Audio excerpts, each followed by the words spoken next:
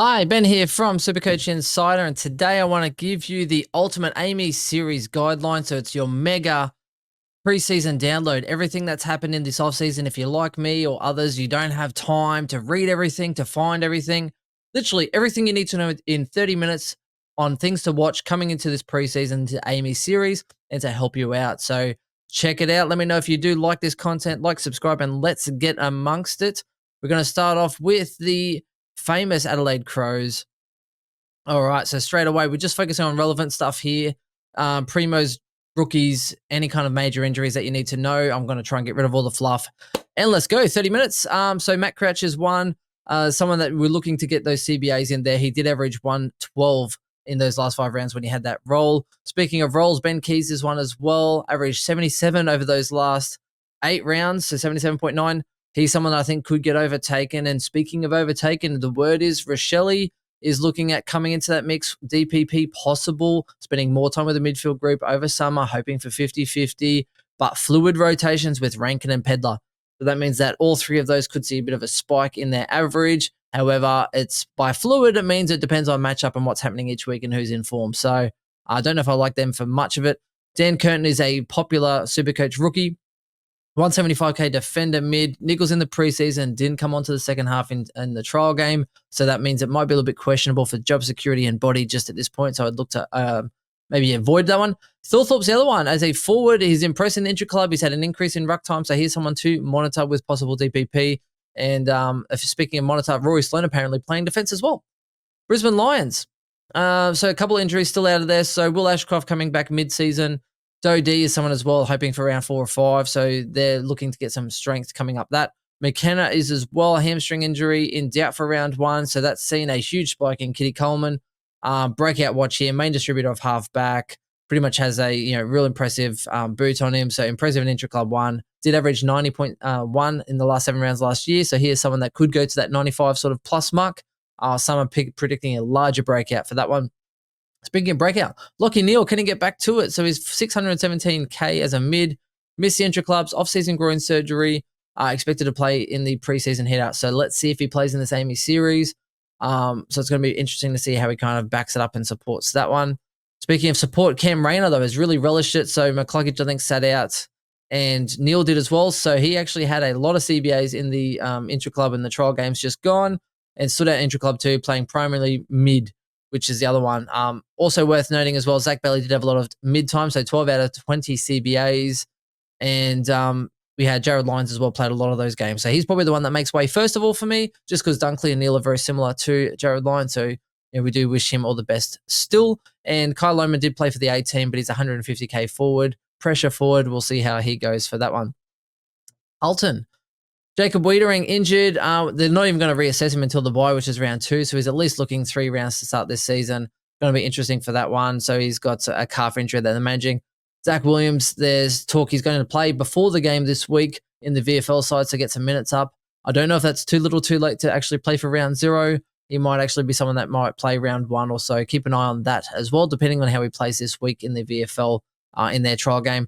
Harry McKay is one. DPP watch. He had stints in the ruck, and they like him because they like his follow-up work, his second efforts, and his ability to stretch the ground. So he is someone that might look to play a little bit of that second sort of ruck line, especially when you're sort of looking at Sauce. Obviously did an ACL and got injured, so he's out, which is where Ashton Moyer might come into the fold, 117k. Is he the person that's going to get some of those opportunities? Hard to know because Jack Martin's also been kind of injured, hopefully playing maybe this week or if not round 0. So it's hard to know who's actually going to get those roles here. So I think his job security would definitely be questionable. Speaking of questionable, though, Fantasia, welcome back, mate. 175k. They wanted to get through the game. They did get him through the game, and they like what they saw. So here's another one that probably could really relish that. Speaking of relish, Sam Walsh won't play the practice matches, manage workload with a lower back injury, so monitor that. Same back he had 12 months ago when he had surgery. So I think it's just maybe a bit of a flare-up and managing his load to get him through the season. Again, round 0, round 1, and then the bye. So he's now someone that you probably rule out in your standard teams, but some good value because everyone's now scared off until he gets cleared in your draft league. So if you do want to get into him, pick him away. Finley McRae, let's go Collingwood. So Collingwood here, Finley McRae, 152k, possible breakout. definitely increased his running capacity and he's become a strong around the inside mid sort of player, which is what the club came out saying. 25 out of 33 CBAs in a trial game. So he's a cheap forward that should get DPP status if he gets and keeps that role. Keep an eye on him this week. It's going to be really interesting to see how Collingwood actually match up and stay that. Speaking of matchup, Dan McStay did an ACL, so he'll miss all of this year, which does leave some room open for, say, Reef McInnes. Could be someone that comes in to take that, or Johnson to maybe take that role as well. So, keep an eye on how they actually mix it up. On the game that they have announced for tomorrow, you've got Cox in the ruck and you've got Cameron playing centre half forward. So it'll be interesting to see if they actually try and use that two ruck system and maybe play Cameron further forward because he is a good marking target. Could be a nice little forward ruck DPP. That would be great because we could definitely use one. Play him forward for the first 6 weeks, please. That would be nice just to get everything up and running. So, McInnes is 123K forward. Did kick 3 goals in the trial game going on as a replacement for McStay. So there's a little bit of competition there. Johnson also kicked 3. So keep an eye on it. He is named to play tomorrow. So, keep an eye on that one. Essendon now. So I'm just going to throw this man out. Darcy Parish apparently had the best being the best trainer, they said, from Merritt said for this preseason. So interesting, average 110 over the last 9 rounds. So keep an eye on that and how he goes. Speaking of how he goes, Dylan Shield, injured, foot, knee, everything's going on there. So he's pretty much the longest behind, I think. So avoid him at this current point in time. Ridley did get managed a little bit. You should play hopefully this week. Again, he got injured and knocked out on 18. After he got knocked out, though, he came back and averaged 109.2 over the last 9 rounds. So someone just had to knock some sense into him. Don't joke about concussion. But his true average is 99.7, so that's why some people are intrigued with him. Nick Martin's the big one, though. The talk out of it, Nick Martin is playing pretty much the Dacos role. No accountability, all free running, rack up the pill, push forward, do whatever you like. And if that's the case, 492K, people are looking at that DPP that he's going to get, defender mid, by round 6. So the issue is that do you want to pay that amount to get a cheap possible primo? I think he could go 100 plus if he keeps that right role. However, you could also probably pick him up after round 6 and pay 500 to 550 depending. So the one thing people don't consider is that obviously the magic number pushes the prices down as he's kind of pushing that price up. So would I pay 550? Yeah, I think so. So it's an interesting one to see whether you start him or try and look to bring him in. Speaking of bringing in, Zach Reed is someone that you might have on your bench, 123K defender. He was in the A team with the Bombers. They seen Boyd by his presence, supporting Buckets and Ridley as that third. So see how he goes this week as to whether it looks like he secures a spot. But I think there's definitely some room for him there. Fremantle. Now, Chapman injured, did his hamstring, so he's out for the start of this season. That's going to be interesting to see what kind of mix that does. So that freed up a wing spot, which means that Sharp 123K mid is now looking more secure to start this season. That spot, it's always questionable though, because you have Erasmus, you have Johnson, Chapman, like they have quite a few people that can actually rotate through. So it's going to be interesting to see what happens with that mix up. So I like him, but again, I'm a little bit sketchy on Sharp. So, he could be a blunt pick is what I'm trying to say. Nat Fife is one now. He's sharpening right up because he's 283K, just had the greatest availability across the preseason in terms of his load that he's done and the footy he's engaging with. His body feels good. Longmore was saying that everyone walks taller around him. He's getting that balance between inside and outside sort of mid because he doesn't have to do the crash and bash because he's got Sarong and these other players that have to do it for him now. He's getting older, so he needs to be smart with it. But, he's a midfielder. So he's someone that's definitely underrated, hoping that he gets some good continuity and some good scores to kind of make it worth picking for that. Worth picking, though, hardest working is Sarong, someone that could really break out for that one. And Tabin is another cheeky option for 172K that I am looking at as a forward just because forwards suck. And apparently he has been firing all preseason. So all clubs say that, but that's what they wrote. To keep an eye on that one. Hayden Young, breakout watch, playing mid, feeling fresh, average 100 over the last 8 rounds. Wasn't as impressive in the last practice match. However, the role seems to be there, so just keep an eye on it for him. I don't think he set the world alight last preseason either and then comes out banging out some big scores. So he is still definitely on my radar. Everyone seems to be jumping Young to Sheasel at the moment, which is understandable. So Gold Coast. Flanders is the one. 494K, breakout watch. Dimmer says, get this guy into your Supercoach side. We're going to feed him as much as we can. Average 106 the last 10 rounds, 14 out of 20 CBAs in the trial game. CBAs in the trial game was pretty much Miller, Anderson, Rowell, and Flanders as the 4 main components. So all of those look like they actually have pretty good security for that point there. Speaking of security, Alex Sexton is a 133K forward. he is someone that's playing in the half-back line. So they spoke about him playing halfback. He played in intra-clubs halfback. He played in the trial game halfback and looked impressive. So he's an on-field option that you might want to use. But either way, he should be in your side, and his numbers should definitely increase as far as ownership. The other one, Tuke Miller, again, looked pretty good playing that midfield sort of role. So we'll see how that shakes out for another week of data. But, if you take out his injury, his true average was 102.4, and he did average 115 before he got injured. When he came back, Dew played him like forward and some other crap. So look, see how Dimmer uses him, but he is definitely value that you might want to look at. Butterick is the value though, 300k defender. Getting kickouts, sharing it with Powell. Had a couple of ACLs, so he's on his way back. So keep an eye on him. And Bodie Euland is the other one, 137k defender, was in the A team in defense. It was notable. I think Waller's still a little while away, so there's a few other little bits and pieces, to kind of settle. However, he is someone that you should definitely note going into this week as to how he performs. Geelong, Max Holmes is now going to be possibly a defender. So he's a midfielder, great for keeper leagues. They like the ball in his hands. They're hoping to have him around that half back line and then actually be able to run and carry and link up to, turn what could be a kick into more of a 100-meter play. And they really impress him. So DPP is extremely likely playing defense with Duncan. Preseason, trial games, everything's lining up for that's what's going to happen for that one. Jai Clark as well, did enough in his practice match, possible inclusion, probably buoyed by the fact that Cam Guthrie did a quad and probably going to spend a bit of time on the sideline. So he's someone that might now really benefit from that. Tanner Bruin's the other one to benefit from it. He had pretty much a full mid-roll in the match sim. So that could actually now continue. Speaking of continuing, though, so Patrick Dangerfield, apparently the best preseason he's had in a long time. He's been good around the ball, but they're happy to chuck him deep, obviously, because he's dangerous head of the ball. As he gets older, though, he is also someone that might be, if they lose a forward, there could be a 6-week stint where maybe Dangerfield gets DPP. So he is someone that I am kind of looking at just in general. He's a decent price point as well. I mean, he's $490K, but yeah, just seeing how that sort of progresses. And the other one I am looking for this club as well. So Jezza Cameron is underrated, got injured on -3, got injured again. And I think his true average was 90, which is the same as the year before that. However, when you look at, so Shannon Neal, they reckon they quite like him. He's 203 centimeters, moves like a gazelle. And the best part is that they actually say they could free Jezza further up the ground in and around stoppages. So they like the fact that Jezza can actually hit targets inside 50 that no one else can hit because his ball use and his vision is literally second to none. So it means he might be further away, but he might link up a little bit more and get into games more. So Jezza Cameron is my sneaky possible breaking out towards the 100 sort of bracket if that does eventuate. So keep an eye on that one as well. Great for draft leagues, at least for a 90 average. Jeremy Cameron. So yeah, Tom Stewart, he's playing defense. He's not playing midfield. Don't stress at all with that one. I can't say this guy's name. Shane someone tell me, seriously. I need to look him up.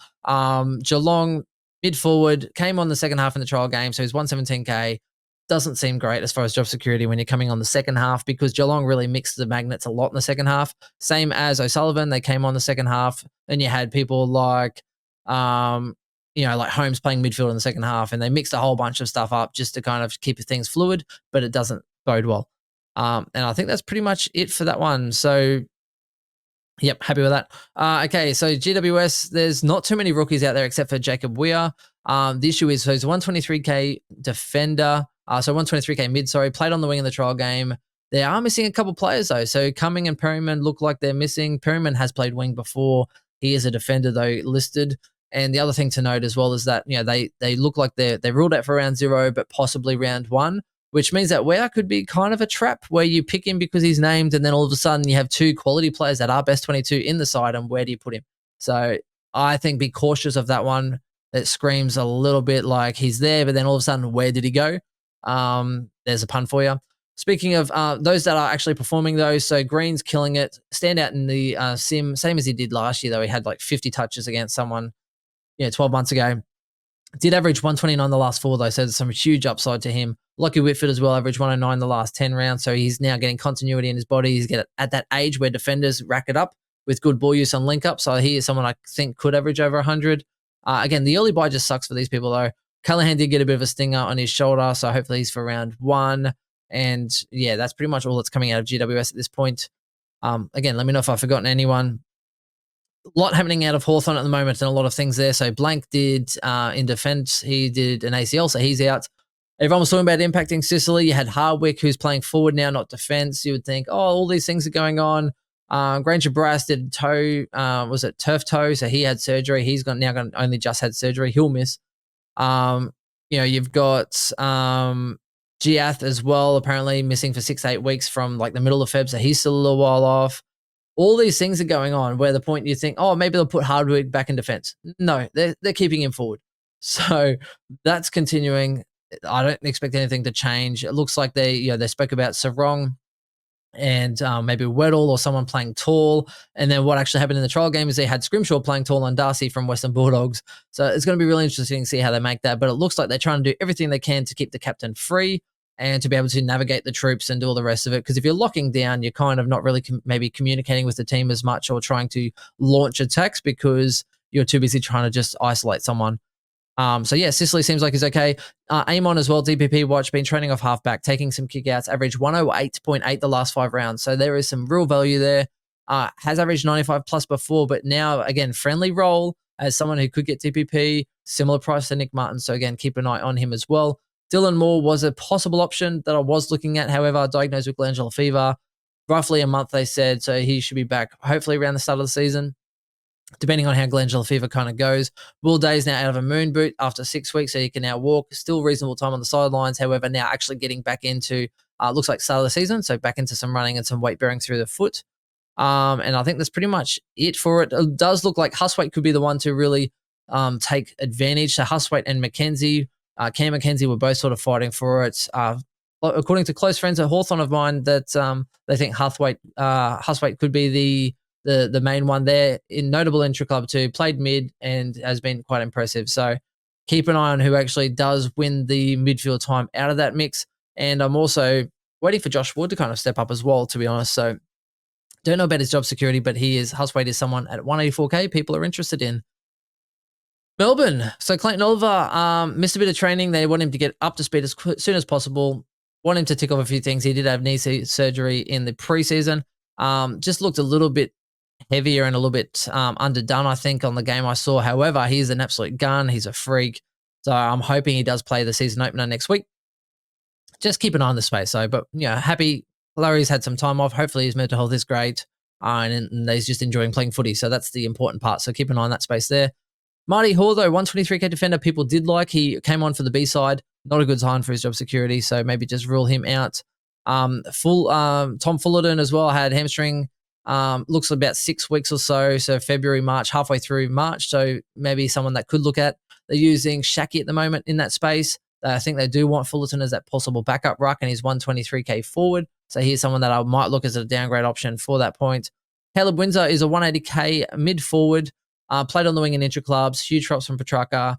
Kind of reminds me of like a cheaper Callahan. If you get that wing spot, though, if it's on your wing, are you going to always score? So sometimes you get the 60s and the 50s, and then other weeks you'll get the 80s to 100. So that's the decision you kind of need to weigh up if you're going to go for Windsor. The thing I joked actually with some friends saying, well, at least Melbourne know how to use the wings. They just turn it over going into forward 50. So he probably should get a lot of ball, and we'll see how he goes for that. Bailey Laurie's the one that's really sort of stood up as a random 125K forward, but he's playing mid. Plenty of time on mid during the inter-club. Interesting to see if he gets any of that time again. I don't know about time on ground, so keep an eye on him, though, as a possible option.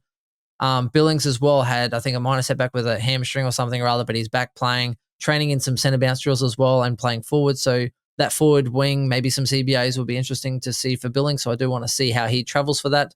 Sparrow was a breakout watch, second most CBAs in attendance against Richmond, so he looked really good as well. So a possible little breakout one there for some of your deep leagues there. Otherwise, I think Rivers as well is the other one that possibly could really benefit. I know Chris is huge on Rivers, and I think David King said he was a standout during recent match sim as well. So there's a little bit of extra context to that one. North Melbourne. Polly Lazaro, forward mid, 181K. Assistant coach came out saying, look, he seems to have, at the moment, nailed down the role in the midfield. They like how balanced their mid is, providing some good speed and use on the outside. So that's kind of something really pleasing to see that it does give it. Also surprising is that you had Powell have there's a lot of CBAs. He had 25 or 33 CBAs. Go figure. So I don't know what to make of that. So I really want to see more data on that, but keep an eye on him there. Wardlaw breakout potential, 365K, so quite expensive and a little bit of an awkward price, but Some people are like, well, if Clary did it a couple of years ago, why can't he? He was a standout full preseason, hasn't had any hiccups, handled the load really well, and been a standout on a couple of occasions. So he's someone that people are looking at there as well. Cherry, people are looking at as well, 407K. We're on the headgear at the moment, did have a facial surgery, but strong, tapping well. Goldstein's gone, so that's why people are appealing for the cheaper mark. Speaking of appeal, McKercher is the one, 202K DPP watch again. So he's a midfielder, but he should get DPP status come around 6. He's in the back line with Sheasel and Fisher, all just racking up the pills. So you think about it, Hall's gone, Zeebel's gone. There's now a lot of room in there. McDonald's the one, but again, with the leaving of Buckets, etc., McDonald has played tall previously. I think it was against maybe like Danaher or someone or other. McDonald has played tall, and he's injured coming back from, I think it was hamstring tendon surgery. So he's still quite not there yet. Shields just racked up, like literally had the ball at will. Absolutely impressive specimen. It's like Dacos Jr., where he's just racking it up, clean decisions, pushing forward. Had some CBAs as well, I think. So just it'd be interesting to see how his role progresses throughout the year, whether it's always friendly, which is going to be probably the main concern. But he did average 112 the last 7 rounds last year. So if anyone is interested in Sheasel, I don't think you'll hear anyone actually doubt you or complain at all. And that's pretty much the main part. Zach Fisher's the other one. DPP watch again. Played some of the trial game. Could be impacted by Shiesel McKercher, but it's going to be interesting. He did have at least a hamstring or possibly 1 minor setbacks over the preseason. So interesting to see what happens there. Port Adelaide, just a reminder for Port Adelaide fans, Zach Butters averaged 133 the last 6 rounds last year. So absolute freak. He is someone that can really push the envelope. Don't see much changing there, apparently, and he's just competitive beast at training as well, so that's one. Speaking of competitive, Ollie Wines is now back pure inside mid and will stay inside mid. None of this put him on the wing, put him forward line when he was struggling last year, had no preseason last year, so that's why people are tipping him to get back into that sort of 105 to 110 bracket. There's some definitely value there as that big up and under. Horn Francis is another one, Intra Club 2, mostly on ball. Hinkley, it's the best we've seen this preseason, so some people, if Horn Francis was a forward this year, people would probably actually pick him and stand up for that. Sin was good in the halfback in Intra Club 2, but didn't come on to the second half for the trial game. So job security is questionable. So for JS, for Sin is questionable, JS for job security. So yeah, interesting to see what happens out of that one. But that's pretty much the main news. The other one, it looks like Soldo is probably winning that ruck ballot at the moment, but the assistant coach did come out saying pretty much Soldo, Sweet, and Viscari, I can't say his name, apparently they're all kind of competing for that spot, which doesn't really say good things, but I think Soldo just happens to be giving them first use. So I think the other two kind of take a back seat at the moment. I don't think they're going to rag on anyone preseason. They want to try and push them along, but I think Soldo has that down. Richmond. Nate Curvis apparently has, what is it, like Achilles soreness or something or other. So foot soreness, apparently worse than they thought. He now looks like he's going to be spending a bit of time on the sidelines, which means that Nate Curvis for me is probably the 123K ruck. Naismith, sorry. Naismith is the replacement. Now they tried to use Samson Ryan, played up against Max Gawn. He was good. He exposed Gawn kind of around the ground in his mobile, but when it came to pure CBAs and that tap out, I really rated what Naismith did. He was jumping over Max Gawn and just looked extremely impressive. I think he'll get better as well as time goes on. So I think he's the one that could really take it. I am a little concerned. So Tom Lynch, when he comes back in, they might play Samson Ryan forward.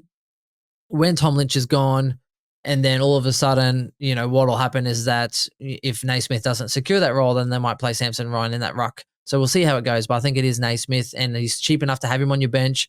It could be a fast growth. It could be a slow burn. But either way, I think it's worth having someone that might even get you some scores during some bye rounds. So that's where I'm looking at there. James Short is now playing back as a pure halfback role. Could be really, really, really Supercoach relevant and friendly there, especially if that ball just keeps getting into Richmond's defense. So keep an eye on that one as well. Dusty Martin played full preseason as a midfielder, and he averaged 118 the last 7 rounds when they got the new coach. 101.6 the last 14 rounds. So he's someone I think could push around that envelope again of about 100. It's Dusty Martin. So if he's fit, he's happy, he's hungry, playing and training mid. Now, again, he's so good of a forward that he might not need to work on that forward craft. So maybe they're just trying to work on those skills and continuity as a mid. So it's going to be interesting to see how that actually matches up. And I hope he plays this week as well. Liam Baker is, again, I've been training with the mids, playing practice games in the mids, and hopefully that's my spot for the season. So again, Baker, maybe in and out. He's good enough to go into defense and the forward line and fill some gaps as well. So it'll be interesting to see how they use him this year, but he is someone that you could look at for draft leagues in that spot. And speaking of looking out, Josh Gibcus, welcome back, mate. So 150K defender, cheaper than when he was drafted a couple of years back. He was pick 8, I think, rated for intercepts and ball use. So he's come back in and he's flying around the track. He's making my life a hell of a lot easier, which I think is what Vlosten or someone said back there. So he looks good. He should definitely be an on-field option in your defensive line. And I think that's it, except for like, Tom Lynch, I think will miss the start of the season. And I think Grimes had some general soreness, and that's kind of it. Prestia was named tomorrow, so that's good to see him back and at it as well. St Kilda. Jack Sinclair had a calf complaint, but they think that, look, he's up, he's running, and he should be good to go now for round 1. So there's not too much concern, I think, out of that. But Nazaya Wangaleen Mirror is a breakout to tender, so it will be the main distributor across halfback. Interesting to see though. So at least if Sinclair plays, you should be able to see that a little bit clearer. Hunter Clark just can't catch a break though. So I mean, he had concussion, a facial fracture from an internal club game, needs surgery, so he can't cop a break there. Windhager broke his hand in the same, I think 12 months ago, broke his hand. So everyone was kind of looking at him. However, they think that he's still a chance to play round 1 because he's been transitioning more into that sort of midfield role. Same as Filippo. Breakout watch played exclusively as an inside midfielder in a trial game with 20 out of 24 CBAs. So he's someone that could really surprise a few people as a forward with a mid role, and still I think was really impressive as well. So Zach Jones, interesting to see where he comes. He was concussed, so he hasn't played. But if he comes back into that midfield mix, or what their actual mix-up is, just because they have lost a couple of people. So I'm really interested to see how they actually match up in that side. And the other one, Ben Patton, injured. He had, I think it was chest thing, out for 3 months. So there's definitely some spots there to be had. Sydney, interesting news today. Luke Parker broke his hand in the trial game just gone last week. So he's going to be out for a little while. I think they're waiting for news now on surgery or the extent of it, but he looks like he's going to miss. News is Errol Goulden is hopefully playing some more time as an inside midfielder, so he's really keen for that. Callum Mills, they're talking about the mid-season returning point for him, so hopefully a bit more news. I think it went from him being sooner to then later, so I'm just waiting to hear officially. Brody Grundy's been really impressive. The new ruck rules should probably help. Had 24 out of 31 CBAs in the trial game, so he's someone commanding his force there. Heaney had 15 out of 31 CBAs, which is one to watch, but again, so Taylor Adams wasn't really playing in that game, but his body's been good. He's had a good preseason. Adams is someone that could really now benefit with Luke Parker being injured, as well as James Jordan was very impressive. Was on the wing, got some inside ball at some times, 275K forward mid, so some people are looking at him. I think it's an awkward price for a guy that's mainly wing with some inside. Matt Roberts as well is now someone as well who might get some, had some off halfback. He's been phenomenal this preseason. He was kind of on that fringe. He's done every session, so he's someone I think now could actually maybe make that best 22. So interesting to see how they line up this week as well. But yeah, quite a lot sort of happening up in that Sydney sort of line. And I'm really interested to see what sort of changes they make for that. Okay, Western Bulldogs. So Jack McRae had a low-grade hamstring concern. I think he's back running now, but they did say, so after their last trial game just gone, he said he needs a full week of training to be considered. So he's now not far off main training, but he needs to train for the full week in order for him to be considered, which means I don't know if we probably won't see him this week, but it means that he's probably touch and go now for round 1 or some other hit-ups. So it'll be interesting to see what happens for that one. Bailey Smith, ACL, so he's out for the season. Harms dividing his time between forward and mid, kicked 4 in an intra-club, 258K. So that forward mid role looks like it's going to be his. Bailey Smith now out kind of does help that a little bit more as well. Baku Karmas has gone from forward to back to defense. So there's now a DPP possible switch. Could impact a few people in that sort of side. So I do know that Bailey Dale did say that they liked what he was bringing to it, and it kind of helped them in that mix as well. Darcy was backup ruck, so interesting, and kicked a few goals. So he's a 123K forward. Someone that you might actually look at if he impresses again this week. So I think any forward that can kick goals and also get some extra ruck outs, hit outs, is definitely valued for your team. Makes it questionable for Lob, who I thought was going to do the hitting out, but that didn't really happen. And Caulfield is the other one that might get impacted by Baku Kamas, both around that same sort of price. So I'm looking at both of them. as to who gets that role. So looking for that intercept. Both actually seem to do pretty well. So they might have different roles. We'll see how that pans out, but both the players that I am looking at. Riley Sanders is an absolute freak, impressing and building, one to watch, really good talent that I was pretty happy to see. So he's someone I'm looking at. Will he get a lot of consistency? I don't know, but it looks like if he plays, he could have that really good scoring potential to make it count.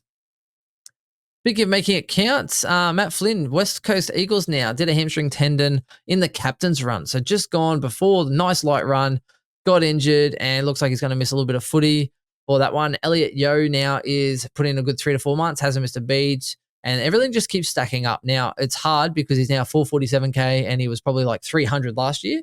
However, he's had a good preseason. They're putting him in the midfield, which I don't think they would do if he was underdone. And he just keeps ticking box after box after box. And if he gets, some good continuity of his body together, if he gets a good run at it, we've seen Yo in defense and as a midfielder average 100 plus to 108. So I think there is a realm where even though you want to disregard him because you've been burnt before, and same as Fife, both of them have averaged really high before. And again, you're getting a discount.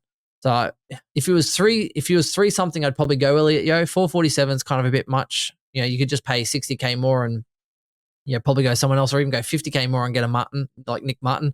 So it is a really, really dangerous price point. However, it is tempting for that. Harley Reid as well, 207K. I've seen a lot of people jumping off Harley Reid. He had 8 touches. You're talking about someone who's playing off halfback-ish, which is a good role anyway, plus also getting some CBAs, right? Plus has good job security. So I think a lot of people are being extremely harsh and just jumping off. He was never that high disposal player. He's kind of a really good ball user, impact player, kind of like Petrarca. Hey, you score from influence and impact, not necessarily because you're racking up 35 touches like Sheasel, which means that every touch of his counts, and there could be some extra weighting applied to that. So watch him again. If you want to jump off him, fine. I don't think it's it's going to be interesting, but I think for job security and a rookie is definitely underrated. Clay Hall as well, hoping to be back after the first couple of rounds. So he's an upgrade target for me as well. Was doing really well and just got an injured ankle in, I think it was the intra club. So that's pretty much what I'm looking at this current point in time. Let me know if I have forgotten anything.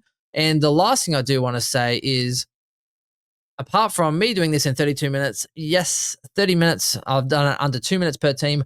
Go check out the comments as well. I'm going to put out this spreadsheet here. So I wonder if I can share just quickly while we're on this point. Share this screen. So let's go share screen. And I'm going to go with, so this is a spreadsheet. So this is what I've just used here now. And I'm going to show you how ridiculous this is because as it does a lot of the stuff here, I go through adding injuries and different comments and stats here, right? So again, like Ben Keys averaged 77.9 the last 8 rounds. Probably avoid him because he's getting overtaken by Rankin, Rochelle, and all these others. So I avoid. Literally, that's pretty much as easy as it is. And so let me get rid of these comments here. Let's go for all. And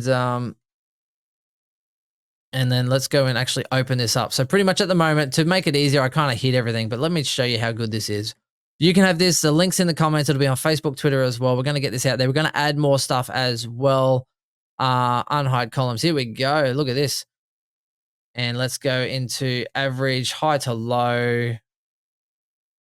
All right. So you have, I can get rid of these scaling on these players here. That'd be nice. I'll get rid of that later. So you've got pretty much a whole list of stuff here. So date of birth, age, career games, age here, and is awesome for keeper leagues. So that way you can actually filter by age, help you pick people in your keeper leagues if you are doing that way, career games, etc. Then you've got your breakdown here. So as in first 8 rounds, next from 9 to 16, 7 to 24, and the final series. So as well, you can sort of see if there's any trends emerging through that point. Predict here is pretty much where I've just predicted it. And I've just bracketed them. So don't get butthurt if I've got someone going down or up. I'm just kind of putting them as far as value and where I would put them in terms to pick for my draft leagues. So tweak that how you want to. It's subjective. You might rate players more than I do, and that's fine. Some of them I'm kind of passing on. I sort of slide down. But I use that to help bracket, so that way I'm looking at, okay, so next I'm looking here. Which one of these players that I think could average around 100, they're still available. No one else on the board is going to get close to that 100 marks, and then I start to look at value. And that's where I use the predictor 2023, 2022, 2021, averages, games, time on ground, compare those stats, highs and lows, percentage of scores over 80, percentage over 100 plus as a percentage, 125 plus. So there's VC and C scores here, over 150 as well, whether they're injured, what comments are available, and literally go nuts. Like, it's absolutely amazing. The stuff that we kind of put together. So Az has done heaps of these sort of stats, and then we've kind of gone through that. The breakdown as well, every single round, every single score are here for every single player. Like, it's ridiculously in depth. So you can have a look. There's a low score red here. Oh, I wonder why someone got a 23 in the first round, or were they sub, or were they injured? What's going on? And then when we go right to the top as well, again, so that where they rank on the home and season averages, their scoring output breakdown, their season breakdowns, and there's just literally so much stuff here that you can actually do, shape, move.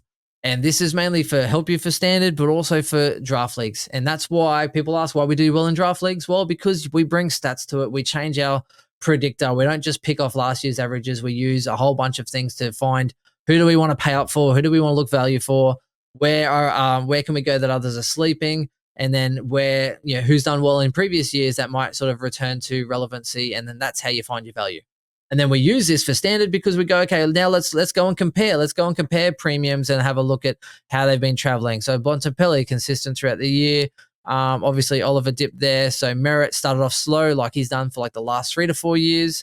And you use the data to then try and actually come up with some assessments as to which premiums you want, which person you think might break out. And that's where we're at. So look, if you like it, please do give us a shout out. Maybe don't tell your mates if you have a draft league against them, because they might get onto this good gear as well. But I kind of shoot myself in the foot for this. We had my main draft league yesterday, so that's why I'm kind of talking about it now. But for the Dr. Supercoach, I've putting this out for, they have a whole bunch of draft leagues. So I'm in Div 1. And if I wanted to be selfish, I could just use this myself and try and do well in Div 1. However, it doesn't make it fun. So what I do is I actually give it to all of the Dr. Supercoach on Slack and everyone within those divisions. And I'm like, game on. Like, what better way than to test yourself in Division 1 against Dr. Supercoach, Slack, League, and community than giving everyone this spreadsheet. And then it makes it fun. It makes it challenging. It makes it competitive. And I know a lot of people are grateful for it. I had about 5 messages today of people hitting me up. You spoke about this on your channel. Where can I get it? So I gave them early access, as well as the Dr. Supercoach Slack. I gave them early access for this today as well. So if you do like it, please I think on these videos, you may be able to donate. Look, we're happy with the YouTube and the rest of it. However, I do like beers every now and then. Whatever. All right, we do this for the love of it. And Azar as well, shout him out as well. We'll tag him in this as well on Twitter. But Azar is definitely someone that deserves a lot of credit for this as far as numbers. And then we kind of add in a whole bunch of the other relevant stuff as well. So that's it from us. I hope you've enjoyed the extra little bits that we have spoken about to finish today for the extra sort of 5 minutes. It's worth it. Trust me. And that's it. Hope you've enjoyed it. Like, subscribe, Supercoach Insider. We got more great content coming out for you as well, including team reveals, etc. Round 0 is just next week. Lots of footy to watch this week. It's pretty much from tomorrow for the next sort of 6 days. So let us know what you're thinking. Let us know if I missed anyone, and let me know how much you like this stuff, because it helps keep us going. Talk to you soon. Bye.